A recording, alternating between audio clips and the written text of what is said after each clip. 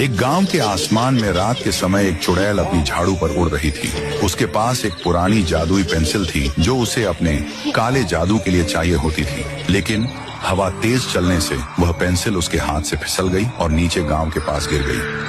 सुबह एक गरीब राइस्टार जो कि प्रसिद्ध चित्रकार था, जो हर दिन अपनी पुरानी कॉपी और पेंसिलों से कुछ न कुछ बनाता था। राइस्टार की रोजी रोटी ड्राइंग से चलती थी। उसे वह पेंसिल रास्ते पर पड़ी मिली। राइस्टार ने उस पेंसिल को उठा लिया। राइस्टार के लिए एक पेंसिल हीरे के बराबर थी। एक लिखावट को देखने के लिए आंगन में राइस्टार ने एक खूबसूरत फूल का चित्र बनाया और वह असलियत में जमीन से उगाया। राइस्टार हैरान रह गया। वह समझ गया कि यह पेंसिल कोई आम पेंसिल नहीं है, बल्कि एक जादुई पेंसिल है। फिर उसने अपनी जिंदगी सुधारने के लिए चीजें बनानी शुरू की, खाना, कपड़े, पैसे और भी जरूरत की चीजें। धीरे धीरे जादुई पेंसिल की बात पूरे गांव में फैल गई। राइस्टार मशहूर होने लगा। सब लोग उसकी चित्रकारी के दीवाने बन गए। लेकिन एक दिन उसके घर पर एक सेनापति आया और राइस्टार से बोला, राजा जी को अपनी पत्नी को जन्मदिन पर तोहफा देने के लिए एक अजीब सा दिखने वाला पेड़ का चित्र चाहिए। राजा जी का आदेश है कि तुम वह चित्र बनाओ। राइस्टार ने चित्र बनाने के लिए हाँ कह दिया। सेनापति वहाँ से जाने के बाद राइस्टार पेंसिल लेने के लिए टेबल पर आया। वहाँ दो पेंसिल रखी हुई थी,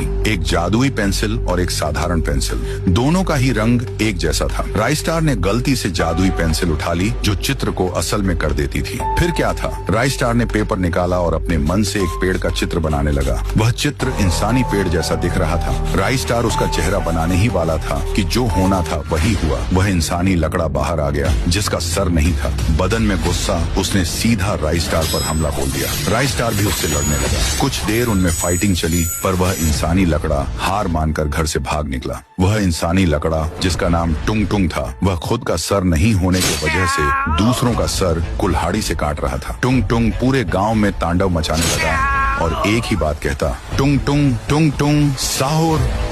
राइस्टार जब गांव के अंदर जाकर देखता है तो उसके सामने लाश ही लाश बिखरी पड़ी थी। राइस्टार पूरी तरह से टूट चुका था। उसे लगने लगा कि ये सब मेरी गलती की वजह से हुआ है। दूसरी ओर वह चुड़ैल अपनी जादुई पेंसिल को ढूंढते ढूंढते राइस्टार के गांव तक आ गई थी, जिसकी आंखों में गुस्सा कूट कूट कर भरा हुआ था। उसे बस अपनी पेंसिल चाहिए थी। अब क्या करेगा राइस्टार, वह दोनों तरफ से फंस चुका था। आगे क्या हुआ देखने के लिए सब्सक्राइब करो और एक लाइक ठोक के पार्ट 2 का इंतजार करो।